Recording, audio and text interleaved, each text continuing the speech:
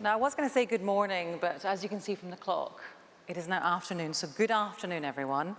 Welcome to this session on trust in the media. My name is Aasmah Mir, and it's going to be my job to try to steer you through the minefield, and it has become a minefield, that is trust. It means different things to different people. I think we've seen that over the last 24 hours, and indeed over the last couple of months. But for the purposes of this morning or this afternoon, it is about being truthful, believable, and being seen to do the right thing. All of that has to happen in the fastest moving media landscape that anyone has experienced. Just this week, Facebook has launched a panel of super judges to rule on contentious fake news videos, while next week, ITV News launches a digital service on Instagram aimed at teenagers. Two big developments in just 7 days. That gives you an idea of the kind of pace that's being set. So over the next hour, we will reveal who is the most trusted media brand and ask whether trust translates to the bottom line. To help us, we've commissioned new research from communications specialist Edelman, and their results will worry some and delight others. Broadcaster and journalist Martin Lewis, who's been dubbed Britain's most trusted man, is here with his own personal thoughts on trust, and to follow that, we have a distinguished panel to try to expand the debate a bit. They are from NBC, Deborah Turness, from YouTube, McOwen Wilson, and from Ofcom, Vikki Cook. Finally, you may have seen them already. It's our panel of viewers, and too often at events like that, we're talking about television and things that affect viewers, but we don't hear from viewers, so we're going to try to change that this year. Ranveer Singh is in Leeds to gauge if trust matters as much as we think that it does. Let's get underway then. Please welcome Ed Williams, who is the UK CEO of Edelman, to reveal his findings.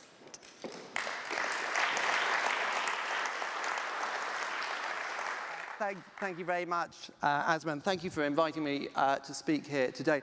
I've actually got quite a lot to go through, so I'm going to sort of channel Jay Hunt's speed of delivery and speak very quickly so we can get through all of this. Right. Television is for me, as it is for most people in this room, in the blood. I know that feeling of working in the industry. It involves much more than creating content, capturing attention and making money. Important though those objectives are. For me, television in ITV in the 90s and the BBC latterly was always more visceral and emotional than that. It speaks to all sorts of values, cultural, creative, as well as commercial. It's an industry that's known for decades about the need to have a purpose. But do the people we serve and rely on, our audiences, feel that way too? To find out, as Aasmah said, I asked my team at Edelman to conduct a major study on how people relate to television. What makes them trust or distrust different shows or different brands? What drives their loyalty, their interests, and their spending? And while I think many of the answers won't surprise you, some will and some should, I think, really make you stop and think. Because we are now, as the Director General of the BBC will tell us later, at a fork in the road, and yet another surge of disruption is ahead of us. British television is figuring out how to serve a generation that values YouTube clips of influencers playing Minecraft as much as multi-million-pound-an-hour dramas. A generation that sees Netflix as having the same credibility and the same right to their attention as the BBC or ITV does. To be clear, I do think there is comfort to be found in these results, just in terms of content alone, in terms of what we make and sell around the world, in terms of hosting the great global media brands in our studios. We wear the crown, so to speak. And many members of our national audience still love what we do. We still have, in my mind, the best television industry in the world. But what does the future hold? Will that all be enough? I pose that question because the message that strikes just as loud in this data is this. We're experiencing viewing habits changing as fast as a clip can load, while new brands slide by stealth into the public's affection. These are disruptions that threaten TV as much as similar tides that have swamped the newspaper and music industries. Yet, as I've said before, I believe, along with everyone in this hall, that television is more than just entertainment, more than information and education. Because of the undoubted power and value of television, we need to ask not just what it is we need to survive commercially, but what would our failure to survive mean for our society? And if we don't like the answer to that question, then what must our policymakers and our regulators do to stop it happening? So on that rather portentous note, what have we found? 5 headlines. First, let me set the context, and in doing so, reinforce a point that's familiar to you all, the attention switch. Now, our data shows just how advanced the decline of usage in linear television has become, especially for younger people. In this chart you see behind, blue is PSBs, green pay TV, grey is SVODs, yellow PSB catch-up, red is online services such as YouTube. You see demographics on the left to the right, young to old, and the question posed, daily usage. And you can see the problem immediately. The most valuable audience, 16 to 25-year-olds, who have their entire viewing lives ahead of them, have largely swapped traditional television content in favour of YouTube and Netflix. You also see something which, in my mind, is a bit concerning. The PSB catch-up services, the yellow line, appear not to have the same levels of engagement or cut-through as the SVODs. Now, of course, the aggregate position, when you add them to traditional broadcast channels, is obviously significantly better. But in the longer term, if the game is digital on demand, if we are going to step into the future, as Jeremy says, you want to see these assets performing much better over time. So what are people watching? For under 40s, YouTube and Netflix are the protein and the carbs of the daily diet, and I think it's encouraging, though, to see actually daily side orders of ITV and the BBC. Love Island is clearly providing a very effective tunnel for audiences, or funnel. Second headline, cantering on, the cuckoo in the nest of the PSBs. Now, and I remember this very clearly from my time at the BBC, historically there was a small group of broadcasters who were held in a much higher level of esteem than others. They were the PSBs. But when it comes to trust and reputation status, that small elite PSB trust club has a new member, a company with no public service broadcasting responsibilities at all. Netflix is now as well placed in the public's mind as a premium trusted brand as any other PSB. This slide shows net trust scores. That's trusters minus distrusters. And nestling comfortably beside Freeview, ITV, Channel 4 and the BBC, Netflix is there with a score of 21. It's the same as the BBC and ITV. And perhaps I should just explain here for a moment, for those not familiar with the Edelman Trust Barometer and the work we do in this space, we identify 4 principal drivers that explain why people trust a brand. They are ability. Is this organization good at what it does? Integrity. Is this organization honest? Dependability. Does this organization keep its promises? And finally, purpose. Not in the classic TV industry sense of public purposes, but a broader sense of how does a company define its purpose? You know, it has to answer the question, what would the world miss if you didn't exist? Now, this slide shows how the British public rate the relative performance of each category against the 4 drivers. And you can see here the big blue bar, PSBs, head each category. Now, Tony Hall will rightly make the point that people will make ethical choices about where and what they watch. So the question of how a company performs against the purpose driver is super important. This slide shows a few things. First, look who sits amongst the great PSBs, Netflix. But Tony Hall should also be reassured that nearly 1 in 2 think the BBC is positively impacting society. Second, and quite an important point here, don't be put off by the lowest scores.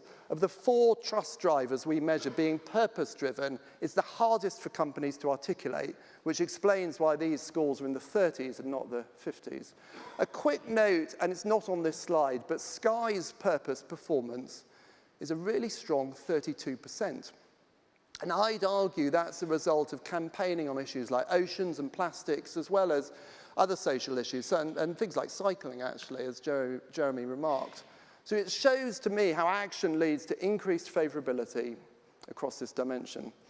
So lined up, I think there's all to play for here. And I think Tony and Carolyn at ITV share this view that purpose will grow in importance to future audiences and should be a major focus. Very quickly, I think it's also worth pointing out that for at least one trust driver, Netflix is actually at the top of the pile, and that's competence, i.e. good at what they do. I think this speaks really to the content and also the UX experience. Right, onwards, the third headline of 5 is all about VFM.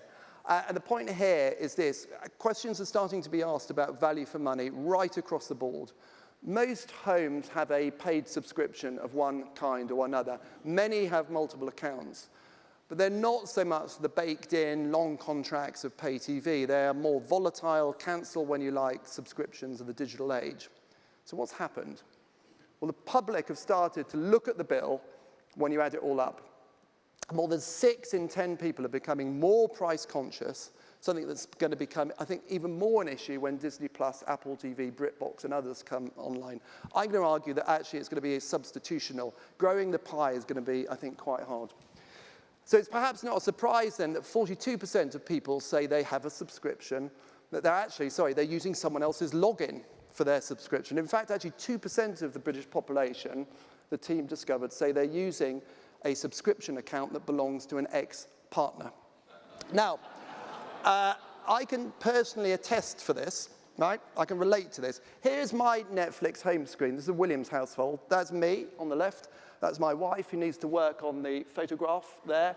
She does look better in real life. That is my son Felix and the mysterious Tam Tam. So who could she be?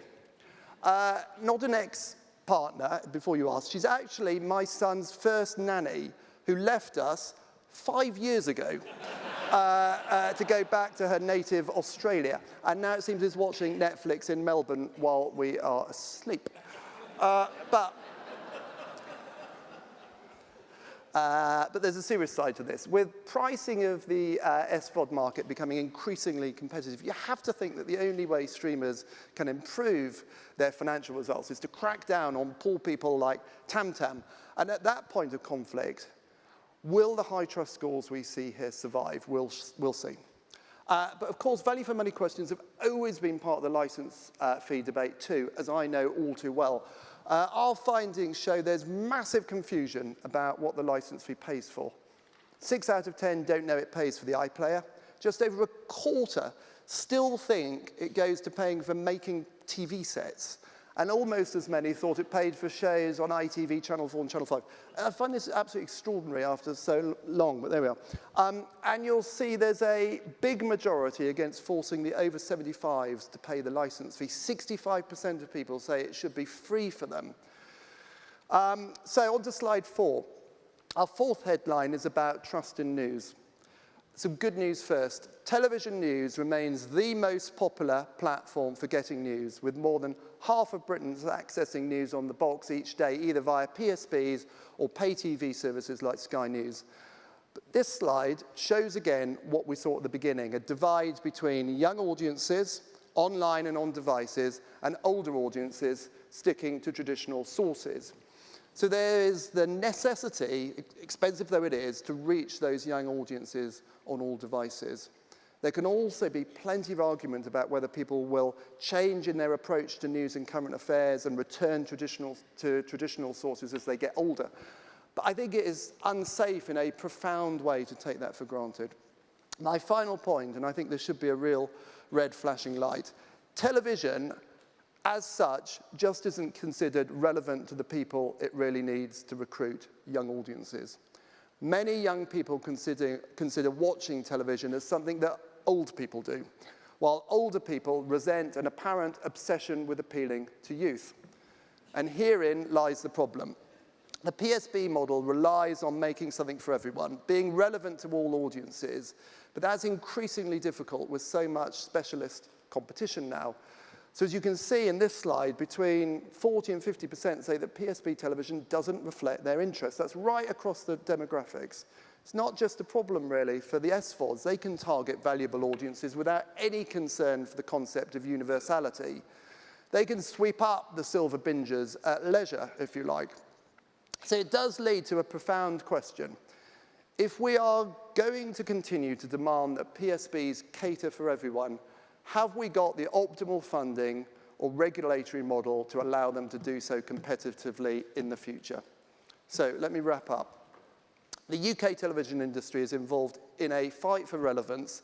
It's also involved in, a fight for survival in some respects.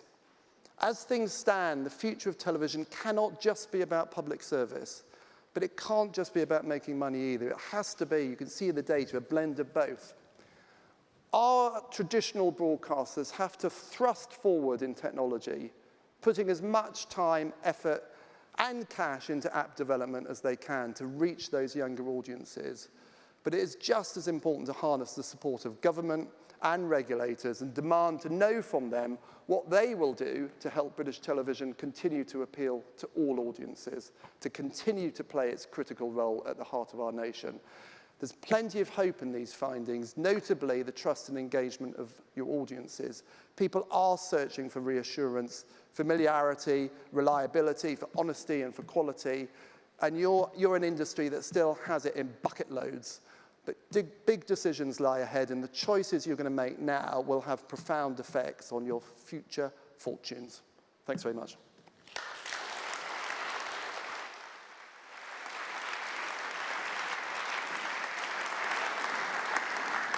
Thank you so much, Ed. We're going to be discussing those results shortly with our panel here and in Leeds. But next, here's a question for you to ponder. Who do you think currently is the most searched for British man in Google searches? Do you think it might be Boris Johnson, Jeremy Corbyn? Do you think it might be Nigel Farage, Stormzy? None of those. It is our next guest, campaigner, TV journalist, founder of MoneySavingExpert.com, Business Journalist of the Year, and the man who took Facebook to the High Court over fake ads. He won £3 million and made them develop a new tool to stop scammers. With his personal view on trust, please welcome to the stage Martin Lewis, OBE.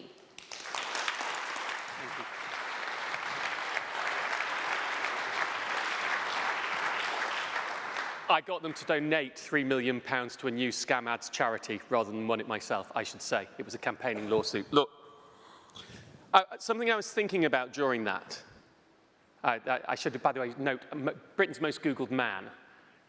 Britain's most Googled person, Kim Kardashian. Of course, with me, they're searching for my tips, and with Kim no. Look, during Brexit, I was horrified to discover they did a poll on who Britain's most trusted to give them information about how to vote on Brexit. And I came top. I came top by a very long way, which, as Brexit isn't a subject I discuss, was somewhat shocking. And I managed to retain that position even after the vote, even after I was top for Remainers and I was second for Leavers after Boris Johnson, even though without my permission I had been on over 10 million Remain leaflets that had been pushed through people's door on the front of it. And the reason I think I retained that is I didn't engage. What I did is I wrote a piece called How to Decide How to Vote, which didn't tell you who to vote for, it told you how to make the rational decision and go through it. Because there is a problem when it comes to trust and reputation, something called the paradox of neutrality. The Institute of Fiscal Studies were asked to write an independent report into Brexit as what will happen to the economy if we leave. And they came out saying, on balance, it will be worse for the economy if we leave the European Union. The moment they came out with that, they were called Remainers. They were no longer trusted. They were no longer impartial. There are some debates you can't work your way through. I tried to steer clear of that. But it's important to understand when we're talking about trust, it's not scientific. That's great research, but people don't decide trust based on factors. It's instinctive, it's transitory, it comes from the gut, not from the brain. And for public sector broadcasters, I think what's important to understand is, yes, you are a public sector broadcaster. Yes, you get to be top of the EPG for as long as that is still relevant. But no one can gift you trust. It does not belong to you innately. And I think the crucial point of this came for me. I was invited to David Cameron's Energy Summit about, when it was, 5 years ago, because there was a crisis in the energy industry. So he pulled together all the big bosses of the energy companies and a few others, and right at the end of the table on the far end, I sat there next to Which as the sort of, well, we better invite some people to represent consumers along, although they're not that important because we really need to work out what's going on with the industry type stuff.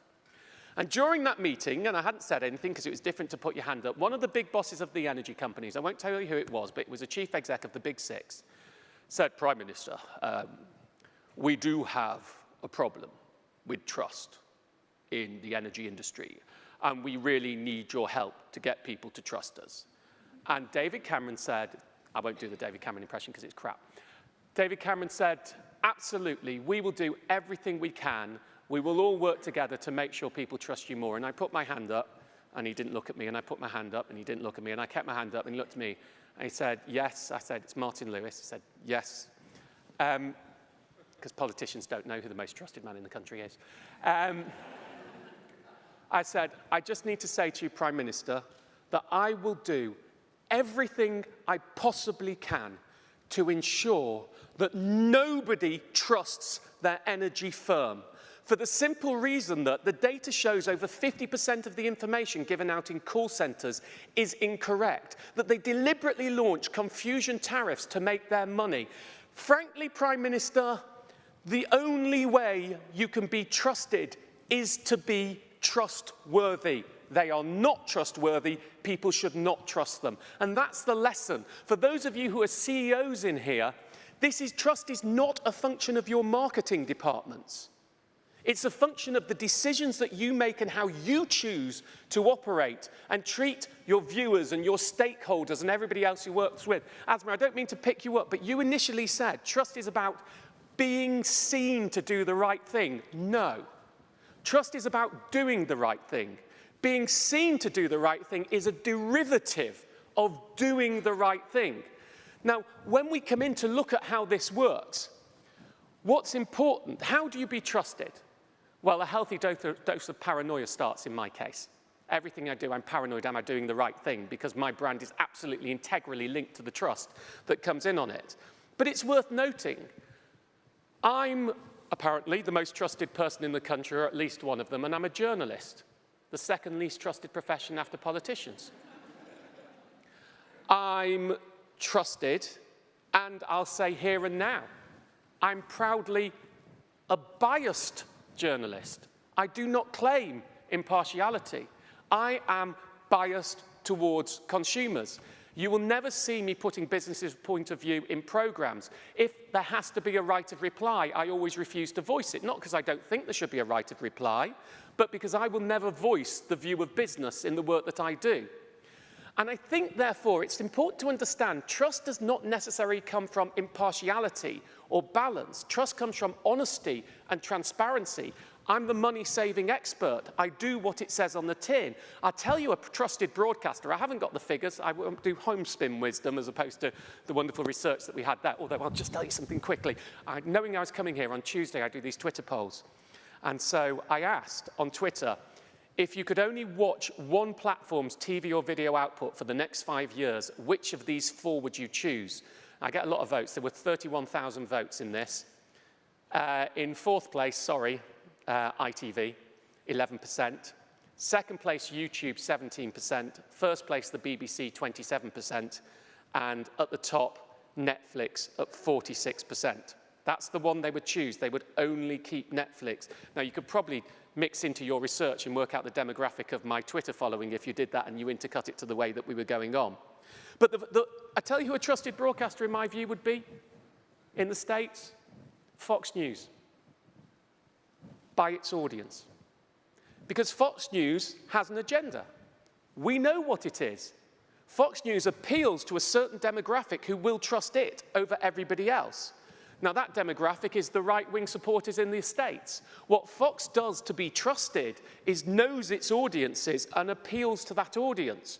Trust is not something about being right. Trust is something about the gut instinct of the individuals that come onto us on the back.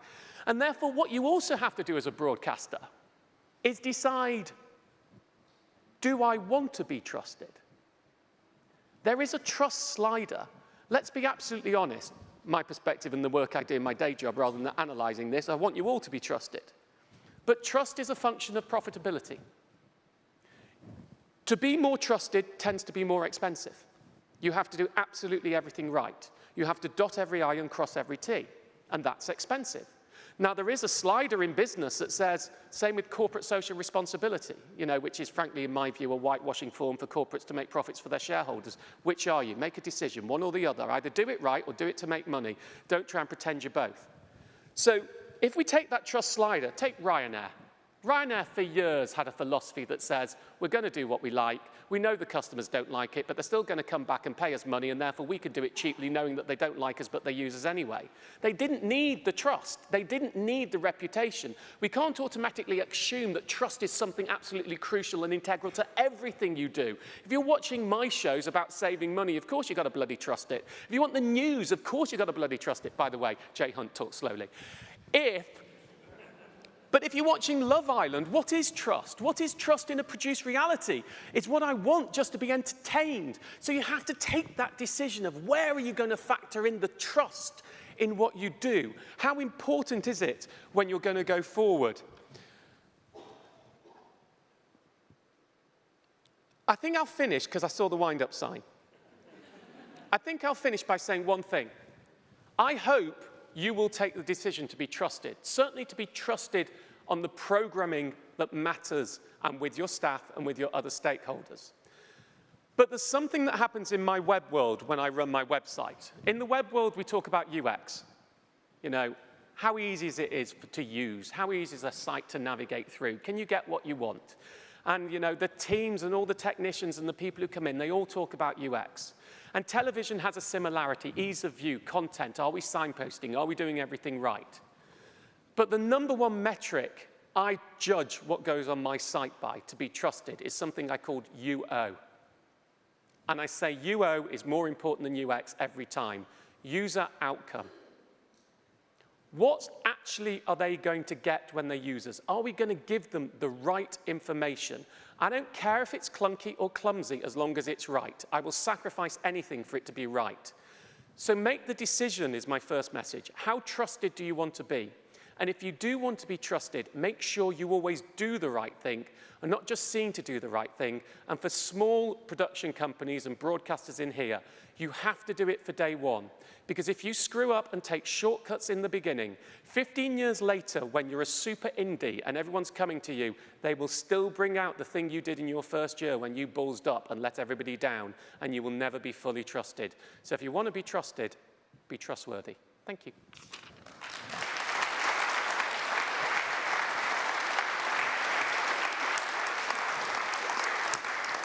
Thank you, Martin. Thank you for correcting us all. We're all suitably corrected, but you're right, accuracy is everything. We're going to chew over trust a bit more, listening intently to both Ed and Martin have been our panel, who I would like to invite up onto the stage now. Please do welcome Deborah Turness, President of NBC News International, McOwen Wilson, YouTube Regional Director for UK, and Vikki Cook, Ofcom Director of Content and Media Policy. Welcome to you all. Ben, I suppose I should start with you, really. You must be quite pleased with the findings because they show from the ages of 4 to 40, so we're talking about Generation Z and millennials, it is YouTube and Netflix who are dominant in viewing, and yet at the same time, on paper at least, you don't have any public service responsibility. So I suppose the question really is, how trusted do you want to be, to use Martin Lewis's question? So, thanks for the question. Actually, and you didn't see it in the slides that we ran through at the start, but because YouTube was sort of grouped in amongst all the online video services. But actually, what was interesting for me was that when it was broken out in the detail that we did get, YouTube's up there in amongst. Ahead of Sky, ahead of BT, ahead of Virgin in terms of the public's trust, and in particular performs strongly around both purpose and ability in terms of the metrics that and that doesn't surprise me, right? That doesn't surprise me in terms of the service that we deliver to our viewers and what viewers come back to us for. What viewers come back to us for is to access great content from authentic voices that look and sound more like them than any other platform that's out there. And at the moment, and we've heard that a lot over the last 24 hours, at the moment that is something that television isn't doing, and it's that ability to give people a voice and to show them the world, which is what our purpose is, that resonates strongly in those younger viewers. But do you always show people the world truthfully? Because it is possible to upload videos onto YouTube that posit conspiracy theories. For example, 9/11. I mean, that's an anniversary that you knew was coming. There are many videos on there. We checked very recently, in fact, as early as recently as this morning. There are videos on there with conspiracy theories. Some of them have been on there forever. Some of them have been on there for 5 days. Where's your responsibility there to direct people to the truth? So on our platform, we're an open platform. Anybody can upload, and people do, right? People will seek to upload anything that you can make a video of. And our role there is to remove anything that breaches our community guidelines, anything that is in breach of the law, anything that is in breach of our view on what is appropriate around hate speech. And we're actively discussing with Ofcom and with DCMS how those policies have developed and evolved over time. On conspiracy theories, there are a number of kind of details in there, but on conspiracy theories where there's no actual harm, then those remain on our platform. But there's harm to the truth. Where they remain on our platform, there's a knowledge panel either, and depending on where you're viewing it, on a tablet or on a desktop. On a tablet, it comes up as a bar across the bottom. On a desktop, it will come up as what they call a knowledge panel on the top right, which will refer you out to, in the UK, most likely Encyclopedia Britannica or Wikipedia. And Okay, we'll say, how many people click out? A large number of people actually. Well, what kind of proportion? Of the people who watch the conspiracy video, how many would click out? I'm afraid I don't know the answer to how many people click out. But our goal there is to provide people with the opportunity, if they are searching for if you're just searching for 9/11, you're not going to find those videos coming up at the top of the search. If you're searching for 9/11 conspiracy, or if you're searching for some of the names around some of those particular conspiracies, those do come up. Our position is that if those videos are available, and in our view, they're not causing harm. There's a different example where we have removed particular kind of Sandy Hook conspiracies, which in our view were harmful to some of the families and offensive to some of the families involved. But the first step is of having content from authoritative sources, which we now have in spades from all of the news broadcasters here in the UK, all of the news publishers in the UK, and many of the international broadcasters. Okay, let me bring in, I will come back to you, Deborah, on this idea of harm versus the truth. Where do you stand? Well, it touches on some research that we've done at NBC News recently across 8 different countries. And the audience, really, to me, it was the most surprising research I've seen. The world has changed a lot in the last 5 years, and so too have the audience and their needs. And they are telling us that what's out there in terms of news right now is not satisfying the new needs in the market for them. They need more transparency. Martin, you talked a lot about transparency, honesty. They crave news organisations that will open up and let them in and share more of our processes.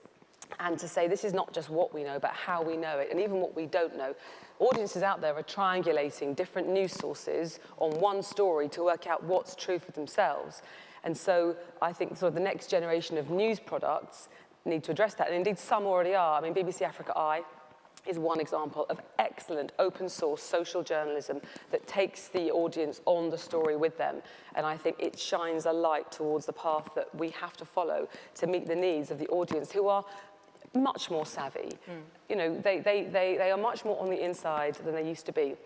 We can no longer tell them the news. We must share the information with them so they can make up their own minds about it. And that's how I believe we're going to earn trust. But it will take quite a radical shift from news providers and a big investment as well to do that work. Okay, we'll come back to the radical shift because I think that many people will agree that something needs to give.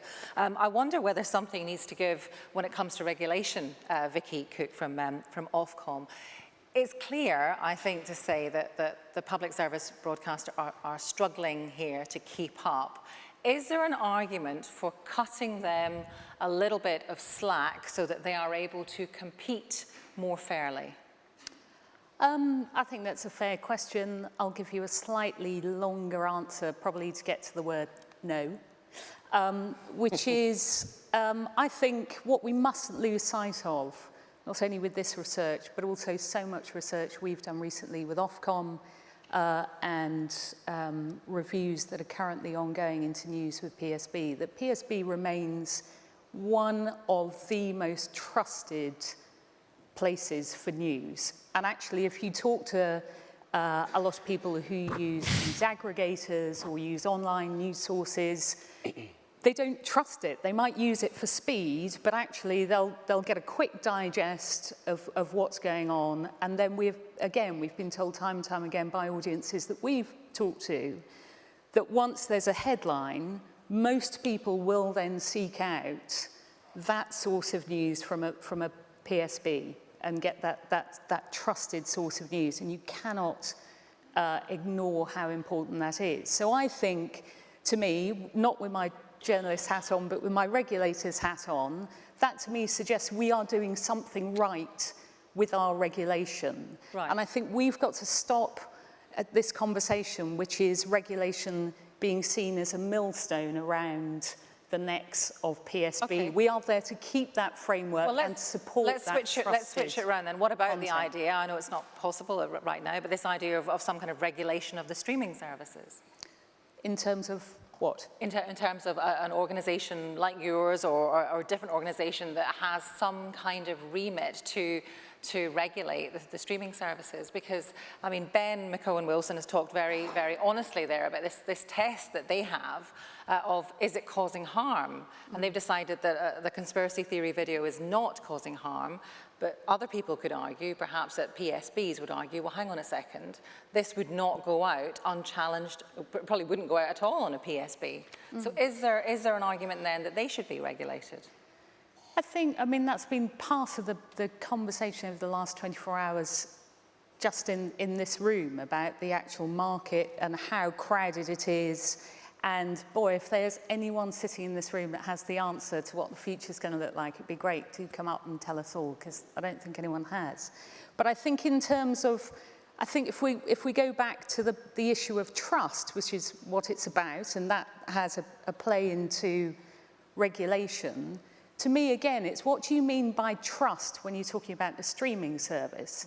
Is it because you trust it to have the most fantastic cinematic content? Is it you trust algorithms like I do for it to just feed me endless suggestions of what I might want to watch? And that to me is very different to the levels of trust that audiences have and place in PSB.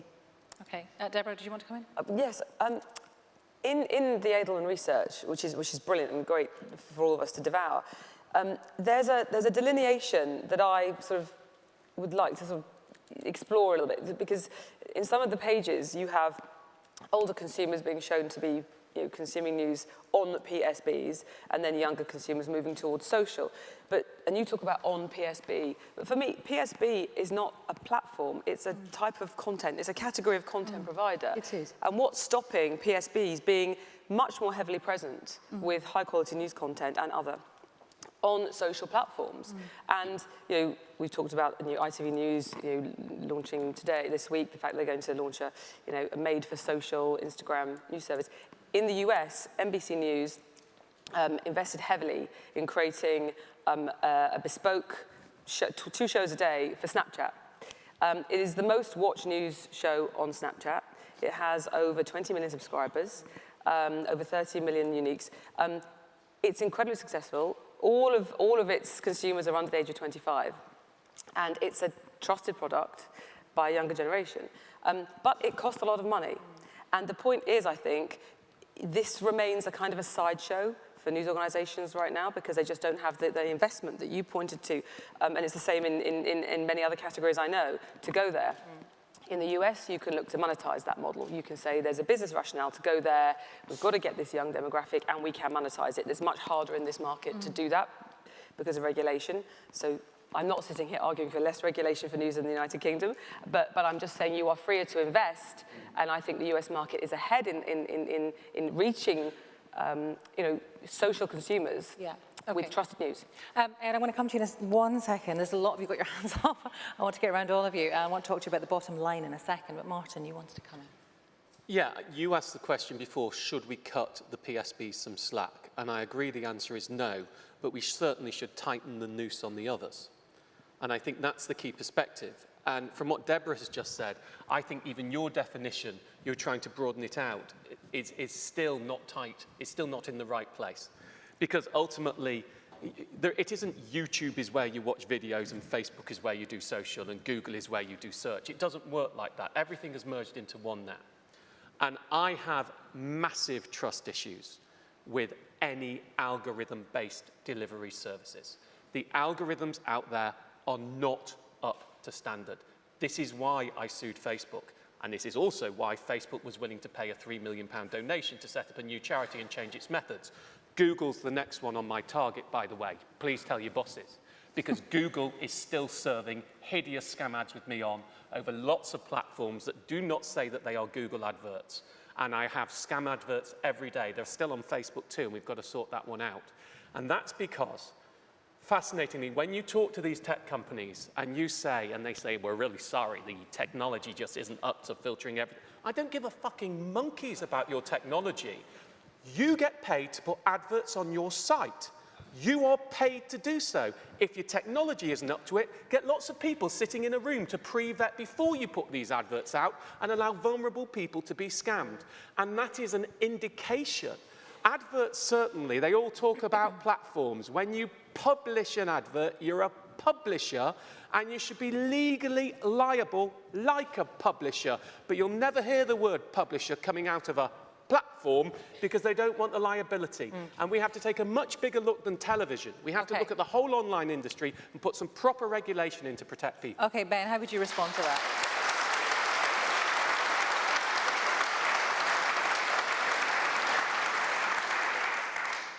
So I think where we are publishers, where we have editorial control over the content that comes onto our platform, we are regulated like broadcasters. We notify under AVMS for, so this is broadcast, I'm not talking about ads regulation. We notify under AVMS for any content where we play the role of commissioner. But I'm no more responsible for Deborah's content running out over my platform than Sky is when her channel plays out over Sky as a platform. And I think this is the piece, and AVMS, obviously we don't yet know exactly what the UK is going to do, but AVMS does begin to create a very sensible framework around those different roles and does begin to make very clear the obligations on platforms and what we can do. I think the thing that we must balance here, which I think is hard for the television industry, is the value that openness brings. And openness clearly brings a lot of downsides. And we've touched on those, whether that's conspiracy theories or whether it's people uploading spammy videos or other things. But the value that openness brings means that, you know, a guy who headlined at Glastonbury this year was an unsigned artist on a platform like YouTube for 8.5 years before a label picked him up in Stormzy. The BAFTA award-winning comedy People Just Do Nothing was on YouTube for 4.5 years. And Aasmah Mir, the star of there, felt very strongly, on a panel recently in Edinburgh, said he did not believe that the BBC, because he was an Asian kid who had not gone to university, had not studied filmmaking, BBC would not have taken that commission unless they had seen his show on YouTube. And that openness has societal value. Now, openness comes at a cost, and we are working unbelievably hard to take care of those costs. And I don't want anybody in this room to think that we don't take, and I personally don't take, that very, very seriously indeed, in terms of the illegal content being removed, in terms of unhelpful content being reduced on our platform. But none of this, none of us, especially after everything that we've heard today, if the wake-up call, if the clarion call is not there strongly enough, where underrepresented communities in the UK are feeling less and less connected to television, and young people are watching less and less television, if that clarion call is not strong enough for the television industry, then I worry. Sharon White did not answer the question, what happens in 5 years' time if we don't fix diversity? Okay, we've talked about connections to audiences. Let's try and speak to some audiences now, because Ranveer has some viewers with her. She's in Leeds. Ranveer. Yeah, hi. Well, thank you for inviting us in from Leeds again into the conference. We are riveted, aren't we, by what we've been hearing. There have been some applause for some things that have been said here too. Marie, you've been listening. You've got an interesting perspective because you're a teacher, and we're talking about how we feel trust, and children are particularly vulnerable to information overload and news and where they're getting it from. And you see that, don't you? And you hear it in the classroom. What is your worry? That's correct. My worry is the fact that children are accessing information and news via social media and different platforms, and what the comments that have been made, they're actually believing it in all the comments, and that's affecting them in the sense of children are not emotionally ready, mentally ready, and they are quite receptive to things. So it's really causing a lot of stress and anxiety, and we've got to actually try and address that. So, and can you give me an example of when that's happened in the classroom and you thought, God, you know, there you go, social media or comments on a news story have caused an issue? Yeah, it was one of the killings that were happening, the stabbings in London, and a little boy just raised his hand during a lesson and said, Miss, did you hear about that next stabbing? There was another stabbing. And I had to and he said there were things that were said about it, and I thought that, am I going to get stabbed? Is my family members? Is something going to happen, you know, near my area? And it was a cause for real concern. But interestingly, you did say that then you have to do assemblies on it. And in a way, somebody might say, well, actually, at least it's provoking honest conversation and you are then the adult in the room. Is your worry more that they are able to get this information? Where we got the news, you'd sit with your mum and dad and they would comfort you or they'd tell you that this isn't how it always is, but children are getting it without any adult supervision. This is what it is. It's the monitoring, and it's the fact that the filtering is not there. There's no filtering of it. And Maria, we were talking to you yesterday in the Gen Z when you're 19. Do you ever watch TV news? Not really, no, not unless my parents put it on TV. And it's not because I don't trust TV news, it's just because I can't find myself sitting there for half an hour watching it. I prefer it to be short and simple and summarised, and I feel like I get that from my app. I have a Daily Mirror app. So it's quite a traditional news source, but you just get it on a different platform, a bit like what Deborah was just saying there about, you know, traditional trusted news sources can use different platforms to get to you in a way. And I find it easier, you know, I get notifications during the day about different headlines, and if I find one interesting, then I'll like research it online, get my sources from... What do you do, go to Google? Yeah, go to Google, type the headline in, and then I'll read different articles, and then I'll form like an opinion. So it's interesting, so that even though you got the Daily Mirror app, you still won't just read that one article. You still, even though you trust it, you don't trust it enough. Yeah. That's basically it, because I feel like there's different opinions out there. Yeah, okay. And Stephen, to you, you've changed your viewing habits because of particular things that have happened. I was predominantly a BBC News watcher for many, many years, as being one of the older ones here. My views have changed because of certain things, how the BBC produced the news, moved away from what they used to be in my own eyes. Silly, you know, the Cliff Richard story, which was massively blown up. The BBC shot themselves in the foot and went to court. Obviously, they lost. Cliff Richard got paid. It should be put out when they've got the truth and the facts. The truth was they didn't get the facts right. It was put out to the police. So for you, trust was broken quite in one sort of... that was the trigger for you, it was of a big brand? Of a big brand, yeah. The BBC, which was, you know, the trusted, the big boys... myself, a lot of my contemporaries saw something that, hang on a second, this is... And so now where do you go? I mean, Sabrina, you too, you've talked about using Al Jazeera and other Fox News. You listen to a lot of different... Yeah, ITV News, Channel 4 News, Sky News, Al Jazeera is quite an honest one. Fox, as was mentioned earlier on. The BBC haven't done themselves any favours, even though they are the big boys. Right, OK, lovely. We've sort of slightly run out of time. I just want a show of hands in terms of trust. Who would vote for Martin Lewis as the next Prime Minister? Yay! That's a pretty show of trust from the panel here. Back to you. I would would rather wire my nipples to electrodes. I was going to say that could be arranged, but I'm not sure. Vikki Cook, I wonder, when you hear about that story, the first story we heard there from the mum of I think she was a teacher as well, wasn't she? And she was talking about, one of her pupils talking about the London stabbings. Do you feel any sense of frustration that you're not able to kind of regulate or stop that information from getting to impressionable young people? There's a question. Look, Sharon was very clear yesterday, and we have been very clear. We are not angling for more powers in that sense in terms of online regulation. And I think it is such a complex, as anyone on this panel will know, area to talk about how you go about regulating online.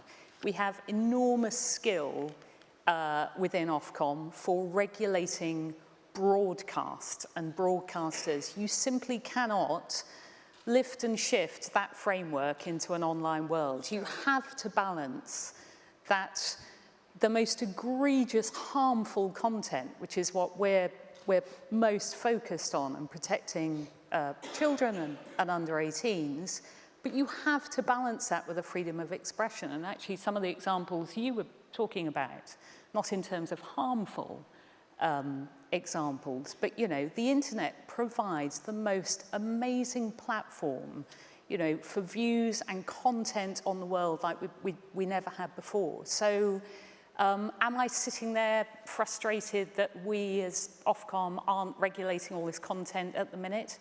No. Will there have to be some sort of regulation? Yes, and as you know, the government's currently consulting on us becoming the interim regulator for VSPs. But then what happens after that? That's very much in government's hands. Okay, Ed, I want to come back to you. A lot to ask you, actually, and not that much time. But the BBC has a lot of work to do when it comes to the licence fee. Were you surprised at the confusion that exists? I mean, I'm amazed. I mean, nothing has changed since I left running comms and corporate affairs at the BBC 10 years, actually over 10 years ago, and that's sort of what people felt then.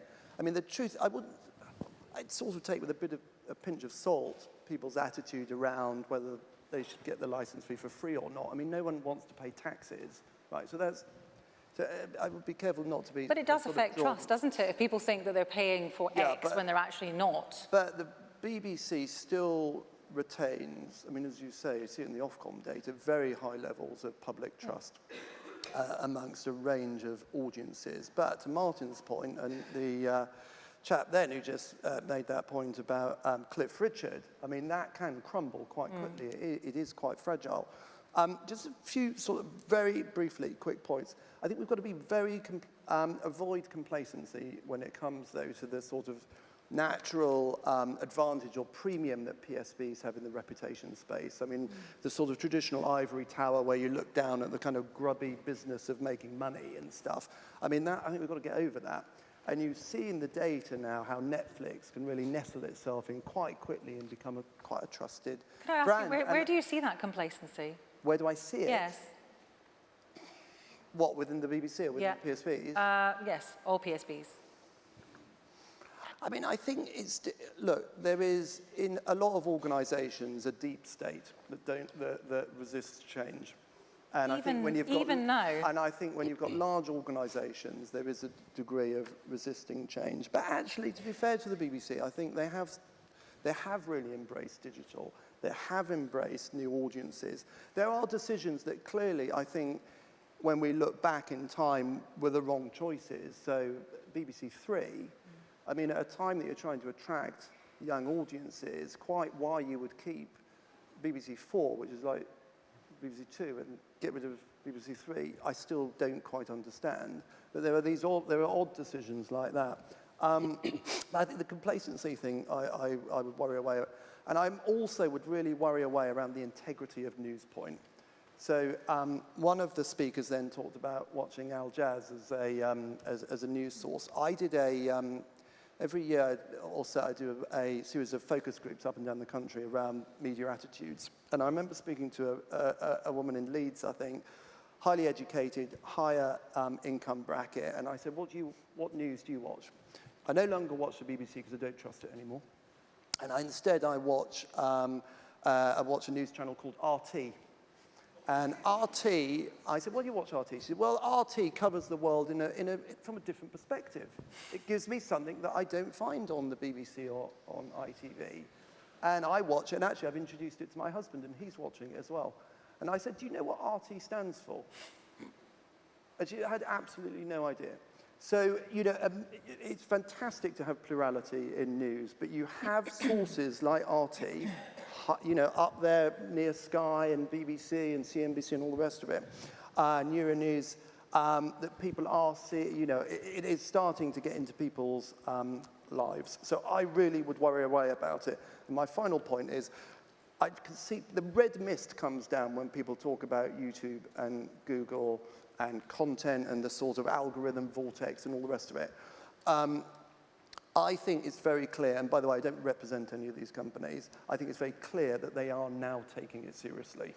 And they are, now, some would say it's way too late, and some would say, actually, they've got a long way to go on this. But I think they are taking it seriously, and if you look at the decision out of Europe, with the new European commissioner who's going to look at regulating this sector, I think people are taking it very seriously. Well, it's interesting because some people might say that the complacency lies there, not in the PSBs, but everyone has their own view. I don't think it does anymore. I think you're going to see change. Okay, well, let's hope so. We're coming to the end, Deborah. I just wanted to ask you, because you have this more global perspective. What can we learn from America? What have they done in terms of radical moves on trust? I think the US market is so different in news because you have the news cable channels which tend to have a perspective on politics, and the audience migrates and gravitates towards them because it reflects their own belief systems and values, and then the networks strive for impartiality in a very complex political environment. So I think it's less what we can learn from them because it is so different. I would just speak to really more of what I'm learning as we turn towards becoming a more global news brand and learning more about the wider need to earn trust in the world. And picking up on Ed's point about RT, it is quite incredible. Their sort of brand statement is question everything. And there are discerning consumers who would consider themselves quite skeptical, who find what they need on RT, but of course it's through the filter of Russian state-funded broadcasting. And I think for me, it just goes back to this absolute requirement to find a new way to connect with audiences who are, because that's filling a need, it's an unmet need. They appear to be more transparent and to share more of the work, but it's obviously with a goal in sight. We need to take our values and say, we are going to share with you, we're going to let you in, we're going to pull back that curtain on the work that we do, the rigorous, trustworthy, credible journalism that goes on in the dark. We're going to bring it to the front and we're going to put it in the light and we're going to share it with you and show, yes, there will be some times where that's going to be hard for us because you're going to be able to, poke holes in the work we do. But as long as we do it in an honest way and we're willing to admit when we're getting things wrong, it does require a huge shift in the relationship between us and the audience. But I think to earn the trust of the future generation, and I've got children who are 7 and 10, who almost never watch BBC or ITV. They're all on Netflix. Which brands are they going to gravitate to? We've got to go and find them. My youngest is apparently Generation Alpha, because we go back to the beginning again. And so, I believe that there is an urgent need to invest really heavily and to no longer see this as a sideshow. We've got to get to the places where young people are consuming content with our values and our quality, PSB-driven quality of content. Okay, I think investment is something that a lot of people have talked about. I know that you have as well, Martin. So let's end on that, shall we? Thank you to all our contributors. You will have your own views on trust, of course, how highly you value it and whether it relates to your own bottom line. And if the past hour has made you think, even just for a second, are we doing the right thing? Not just, as Martin would say, not just being seen to do the right thing, but actually doing the proper and decent thing, then I suppose our job is not done, but started. And if you, a room full of influencers, and you are influencers in a real sense of the word, believe in the value of trust, then surely that is something to start on.